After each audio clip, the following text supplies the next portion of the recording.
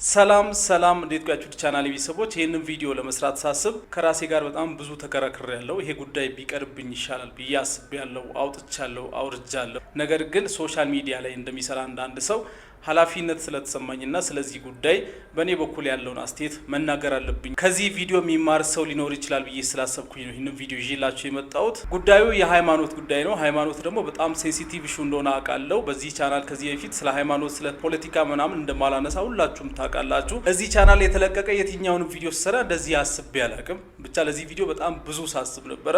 የተለያዩ ሀገራት ላይ ያሉትን ተሞክሮዎች አሳያችኋለሁ። አሁን አንድ በጣም የሚገርም ነገር ነው ማሳያችሁ። አብዛኞቻችሁ ይሄን ነገር እንደማጠብቁ እርግጠኛ ነኝ፣ ግን ስሰሙ በጣም ትገረማላችሁ።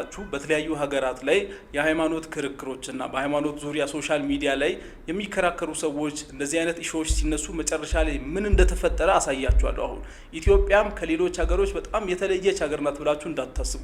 ይሄ ነገር እኛም ላይ የሚመጣ ነገር ስለሆነ በጣም አስፈሪ እየሆነም ስለመጣ ሶሻል ሚዲያ ላይ የሃይማኖት ክርክሮች ወዴት እንዳመሩ በምሳሌ ነው የምጠቅስላችሁ። መጨረሻው አብዛኞቻችሁ የማትጠብቁት ስለሆነ ኢትዮጵያ ውስጥ ያሉትንም ሰዎች እንደ ምሳሌ ያነሳላችኋለሁ። ያለ ምሳሌ ማውራት ምንም ፖይንት ስለሌለው ማለት ነው። እፎ የሚባል አንድ የኦርቶዶክስ እምነት ተከታይ ሶሻል ሚዲያ ላይ ይህንን አድርጓል፣ ይህንን ተናግሯል በሚል የእስልምና እምነት ተከታዮች የሰጡት ምላሽና ከሱ ጋር የተያያዘው ውጥረት ሶሻል ሚዲያ ላይ ሰሞኑን በጣም አነጋጋሪ ሆኗል። ስልካችሁ ላይ ይመጣላችኋል። ወደዳችሁም ጠላችሁም ኢትዮጵያ ውስጥ በጣም ትሬንዲንግ የሆነ ቶፒክ ይሄ ስለሆነ ማለት ነው። ያልሰማችሁ ሰዎች ካላችሁ ገብታችሁ እዩ።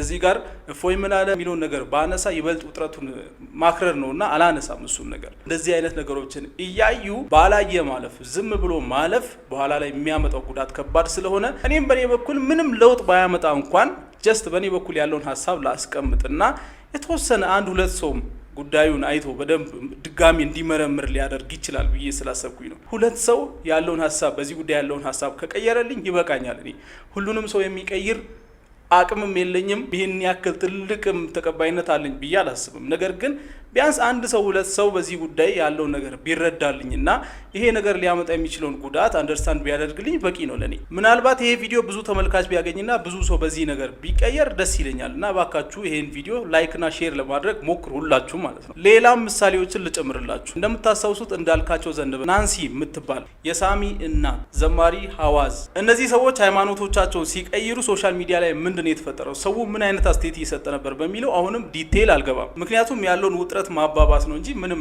አንስቶ ማውራት ምንም ትርጉም ስለሌለው፣ ግን ሁላችሁም ስለምታውቁ ልለፈው።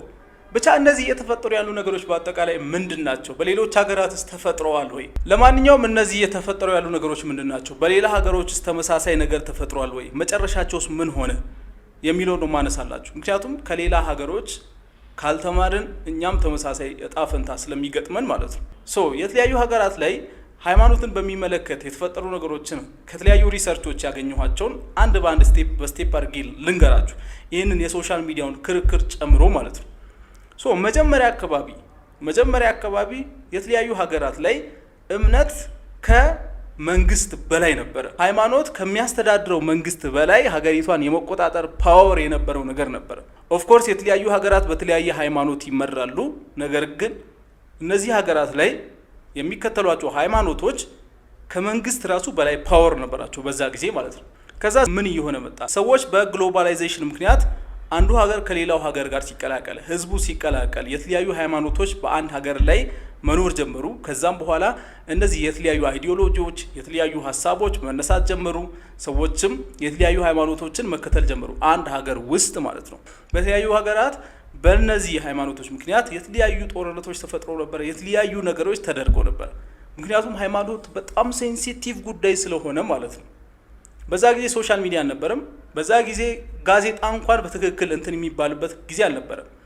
ነገር ግን ሰዎች የተለያየ ሃይማኖት ስላላቸው ብቻ ሃይማኖት ደግሞ በጣም ሴንሲቲቭ ኢሹ ስለሆነ ሰዎች አንዱ የአንዱን ላለመቀበልና አንዱ ደግሞ የሌላውን ግዴታ የራሱን እንዲቀበል ለማድረግ በሚባል ነገር ብዙ ግጭቶች ተፈጥሮ ነበር።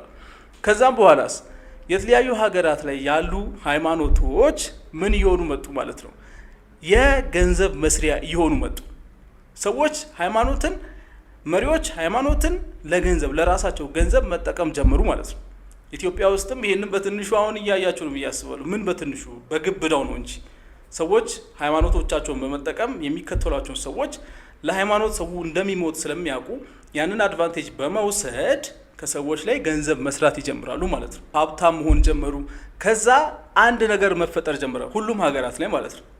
ወጣቶች ይህን ነገር አንደርስታንድ ማድረግ ጀመሩ። ሰዎች እንዴ እኛን እየተጠቀሙ ገንዘብ እየሰሩብን ነው በማለት መሀል ላይ ያሉ ወጣቶች እድሜያቸው በጣም ትልቅ የሆኑ ሰዎችና ህፃናት ሲቀሩ መሀል ላይ ያሉ ወጣቶች ይህን ነገር አንደርስታንድ ማድረግ ሲጀምሩ እነዚህ ሰዎች መታገል ጀምሩ፣ ከቤተ ክርስቲያን መራቅ ጀምሩ ማለት ነው። ምክንያቱም ይህ ሃይማኖት ሰዎች ለማጭበርበር የሚጠቀሙት ነገር ነው እንጂ ሪሊ ያለም ነገር አይደለም ማለት ጀምሩ። በዚህ መካከል ደግሞ ሌላ አንድ ነገር ይፈጠራል። ሶሻል ሚዲያን በመጠቀም የራሳቸውን ሃይማኖት ሰዎች እንዲከተሉ የተለያዩ ክርክሮች አሁን ኤግዛክትሊ ኢትዮጵያ ውስጥ እንደምታዩት አይነት ማለት ነው። በተለያዩ ሀገራት የተፈጠረ ነገር ነው። ይሄ አዲስ ነገር አይደለም። ኢትዮጵያ ውስጥ እየተፈጠረ ያለው ግን ሌሎች ሀገራት ላይ በጣም ጉዳት ያመጣ ነገር ስለሆነ ይነገርኳቸው ያሉት። ጉዳቱ ምንድነው የሚለውን አሁን ልደርስበት ነው። የተለያዩ ሶሻል ሚዲያዎች፣ የተለያዩ ጋዜጣዎች ላይ ሰዎች የራሳቸውን ሃይማኖት ሰዎች እንዲከተሉ ብዙ ነገር መናገር ጀመሩ። ከሱም ባለፈ ደግሞ ሌላ ሃይማኖቶች ላይ ያለውን ክፍተት መናገር፣ ሌላ ሃይማኖት መሳደብ ምናምን ይጀመራል ማለት ነው። ከዛ ምን ይፈጠራል?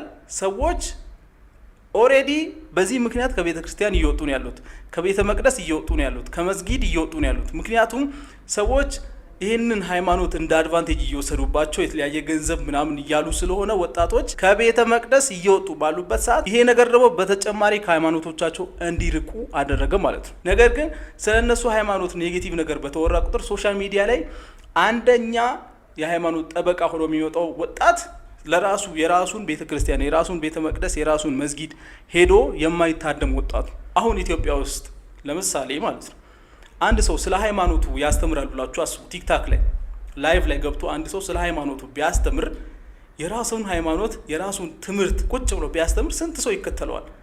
ስንት ሰው ያንንስ ትምህርት ቁጭ ብሎ ይከታተላል ላይቭ ላይ?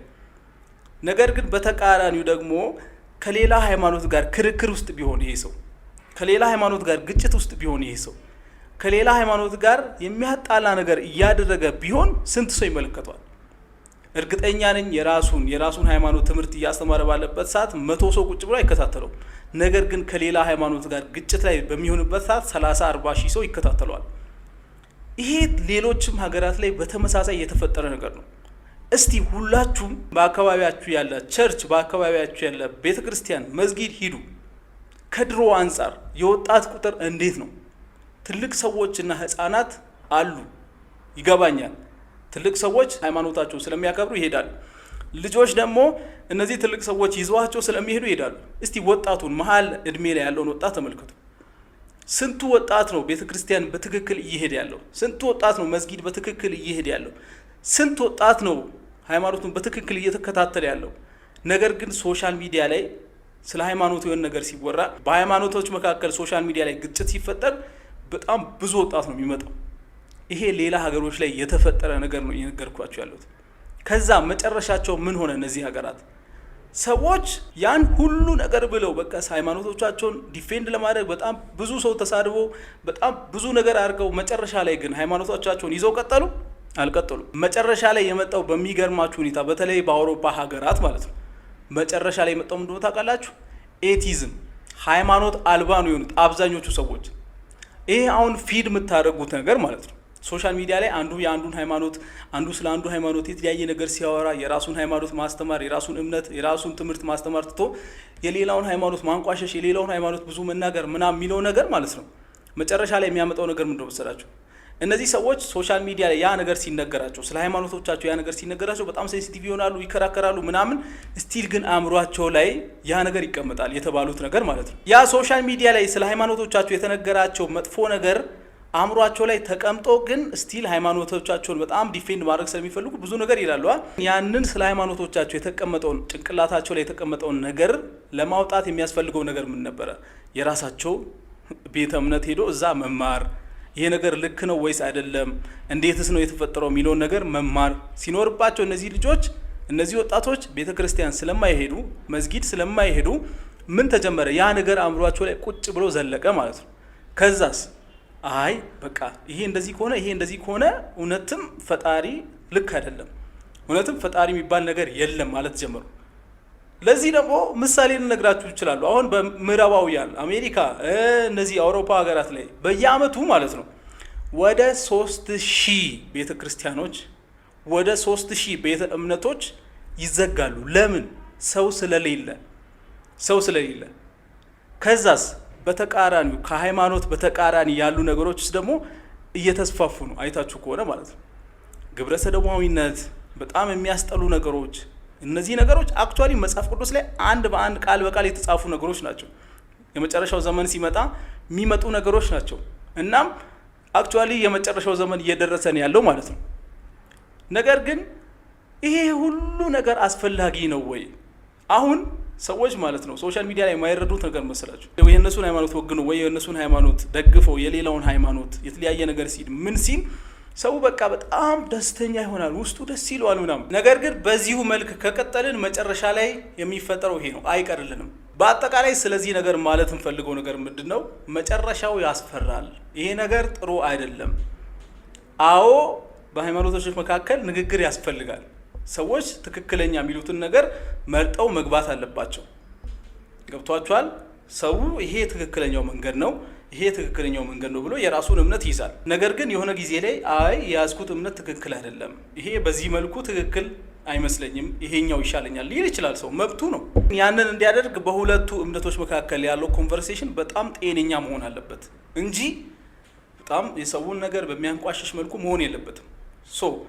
የሚያንቋሽሹ ሰዎች፣ እምነትን የሚያንቋሽሹ ሰዎች፣ ሌሎች ደግሞ ምን መደረግ አለባቸው? በህግ ነው መጠየቅ ያለባቸው። ህግ የነሱን እንደ ጥፋት አምኖ ከተቀበለ መንግስት ነው ያለው እዚህ ሀገር አይደለ? መንግስት የነሱን ጥፋት እንደ ጥፋት አምኖ ከተቀበለ መንግስት ብቻና ብቻ ነው መቅጣት የሚችለው። ሃይማኖቴ የምንለውን ነገር በአካል እንሁን። ገብቷችኋል አይደለ? በአካል ራሳችን በቤታችን ስንቶቻችን እንጸልያለን? ራሳችን በቤታችን ሃይማኖታችን የሚያስተምረንን ነገር ስንቶቻችን እንሆናለን? መጀመሪያ ያንን ራሳችንን እንጠይቅ። ኢትዮጵያ ውስጥ አሁን የምንሰማቸው ወንጀሎች፣ ኢትዮጵያ ውስጥ አሁን የሚደረጉ ነገሮች እያያችሁ ነው። እነዚህ ሰዎች እውነት ሃይማኖት የላቸውም? እነዚህ ሰዎች እንደዚህ አይነት ወንጀሎችን የሚያደርጉ ሰዎች በጠራራ ፀሐይ ስንት አይነት ወንጀል ኢትዮጵያ ውስጥ ይሰራል በየቀኑ። እነዚህ ሰዎች እውነት ሃይማኖት የላቸውም? ነገር ግን ራሳቸው ሰዎች ሶሻል ሚዲያ ላይ ስለ ሃይማኖቶቻቸው የሆነ ነገር ሲባል ወጥተው በጣም ብዙ ነገር ለመሆን ይሞክራሉ። ያንን መሆን አይደለም መፍትሄው። መጀመሪያ ሁላችንም እምነቶቻችን አባቶቻችን የሚነግሩን ነገር መቀበልና መጀመሪያ የሚቀድመው እሱ ነው ብዬ አስባለሁ። የተለያዩ ሀገሮች ላይ እንደተፈጠረው ይሄ ሃይማኖት አልባነት፣ ጦርነት፣ ከዛም በተጨማሪ እንደዚህ አላስፈላጊ የሆኑ በጣም የሚያስጠሉ ነገሮች ሀገራችን ላይ እንዳይሆኑ ከፈለግን ይሄ ክርክሩ ሁሉ ነገር ይደርሳል። በትክክለኛው መንገድ መከራከር፣ በትክክለኛው መንገድ መነጋገር ይደርሳል። ችግር የለም። መጀመሪያ እስቲ ሁላችንም በሃይማኖቶቻችን አክት እናድርግ በትክክል ማለት ነው። ከዛ በኋላ ይደርሳል ይሄ እና የኔ መልእክት ይሄ ነው በአጠቃላይ ስለ ጉዳዩ። እናንተ በዚህ ጉዳይ ያላችሁን አስተያየት ኮሜንት ላይ ማስቀመጥ ትችላላችሁ። በባካችሁ በማይሆን መንገድ እንዳትረዱኝ። ሁላችሁ ያልኩትን ነገር ቃል በቃል ተናግሬያለሁ። በማይሆን መንገድ እንዳትረዱኝ። ኮሜንት ላይ የእናንተን ሀሳብ ማስቀመጥ ትችላላችሁ። ዳሎል ኢንተርቴይንመንት ላይ ብዙ የእስልምና እምነት ተከታይ ወንድሞች ያሉ፣ ብዙ የኦርቶዶክስ እምነት ተከታይ ወንድም እህቶች አሉ፣ ብዙ የፕሮቴስታንት፣ ብዙ የካቶሊክ የተለያዩ እምነት የሚከተሉ በጣም ብዙ ሰዎች አሉና እኔ ማንንም ብነካ ጉዳቱ ለኔ ስለሆነ ማንንም ለመንካት አይደለም፣ ግን እንደ ሀገር ይሄ ወደማይሆን አቅጣጫ እየወሰደ ነው ለማለት ነው ይሄን ነገር እየተናገርኩ ያለሁት።